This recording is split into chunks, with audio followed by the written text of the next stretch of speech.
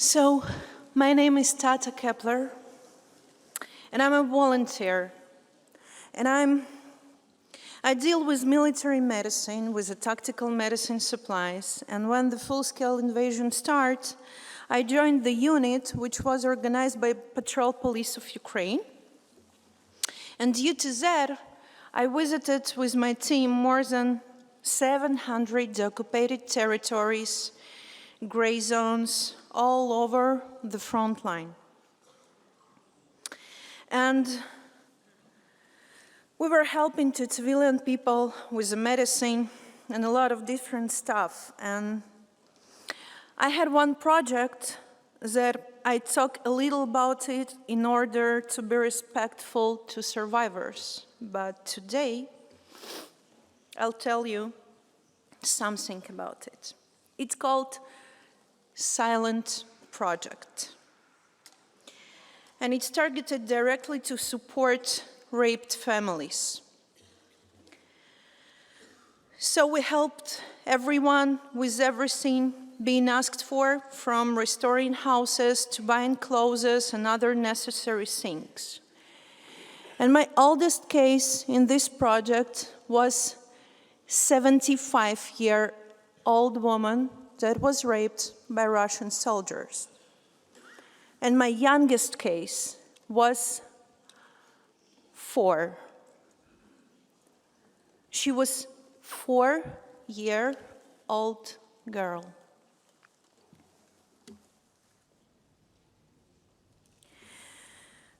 So I met her in her occupied village. And she was, really nice and beautiful and so cute and so sweet. And she was raped by Russian soldiers, not one. When they came to her village, and she did not understand what happened to her and why, as she said, those people were so bad to her. So the family was poor, and I was asked to insulate her home and to buy some warm clothes. And my friend and I went to the store, and we walked between the rows with all those bright children's things, and I saw a gray warm overalls on a pink rubber bands. And I said, "Oh, how nice, how beautiful, she will definitely love this. Let's buy this." And my friend took this one from the hanger and silently turned to me. On the reverse side of its knees, there was written, "Stay safe, always." And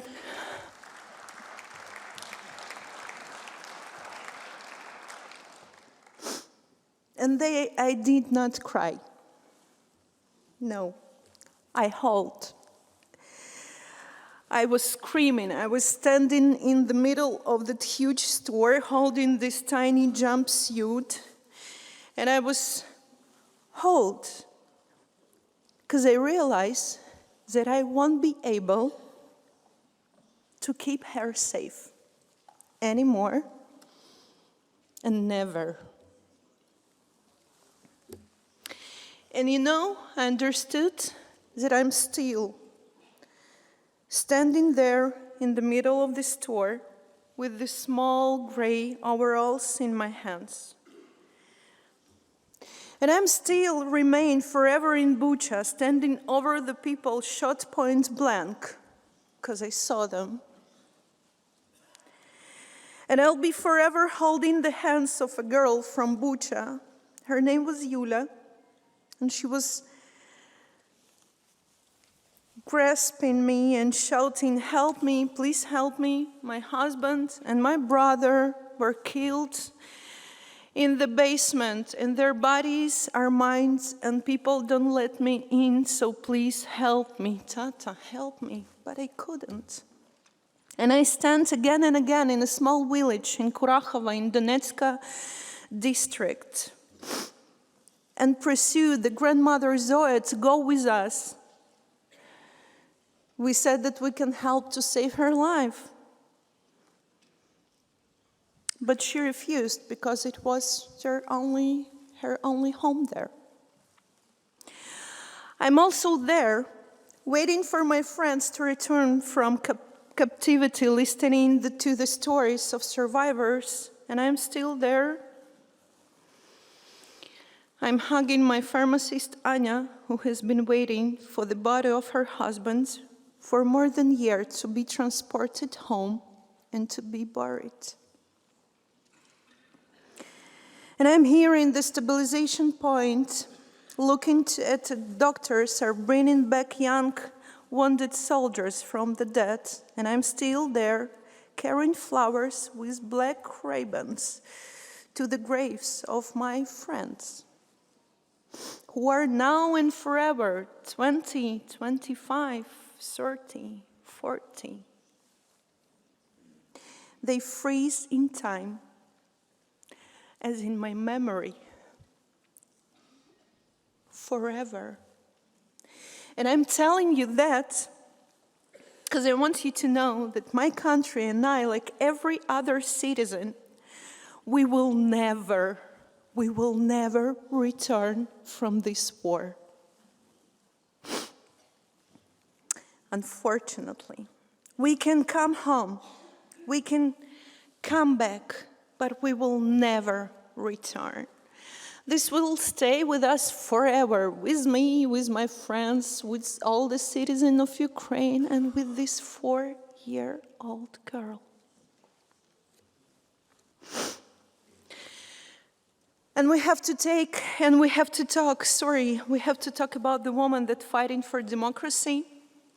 And it's really very important topic, but today, all women and men in my country are forced to fight for survival. Today, more than 130,000 of women of Ukraine serve in various institutions of the security and defense sector. It's a huge number. I believe that it's the biggest in Europe. Today, tens of thousands of women, mothers, sisters, and daughters are waiting for their relatives to return from Russian captivity. And tens of thousands of women will never see their beloved again because they were killed by Russia. And these numbers are terrible, and they should scare you, because this is reality that happens not somewhere far away, but here in Europe. Here and now, the genocide of Ukrainian people are spreading before your eyes, and it's true. And I ask you to stop tolerating it by silence. Today, more than 1,300,000 of Ukrainian children, again, 1,300,000 of Ukrainian children are in the occupied territories. And one more terrible number, according to Russia itself, 744,000 Ukrainian children were exported from Ukraine, and that means kidnapped. 744,000, it's a terrible number. 2,387 children were injured and killed, and this is the number that we know, because there are a lot of numbers that we don't know. What I see the large-scale international violence unfolds in front of you, and we cannot stop it just being concerned.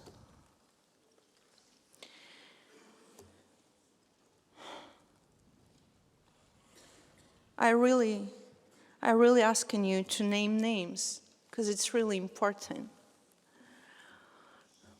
The things that's going on in Ukraine right now, this war, it's really terrible war.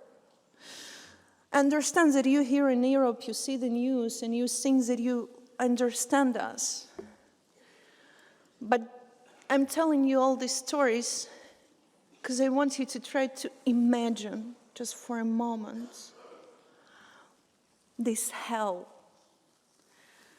personal hell of every Ukrainian citizen.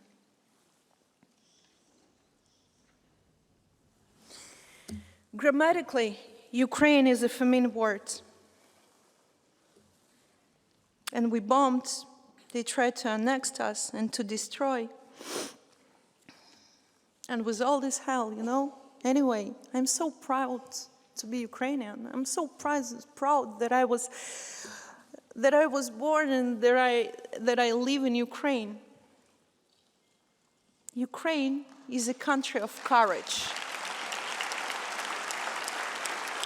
Слава Україні! Слава українським героям! І слава українським героїням! Thank you.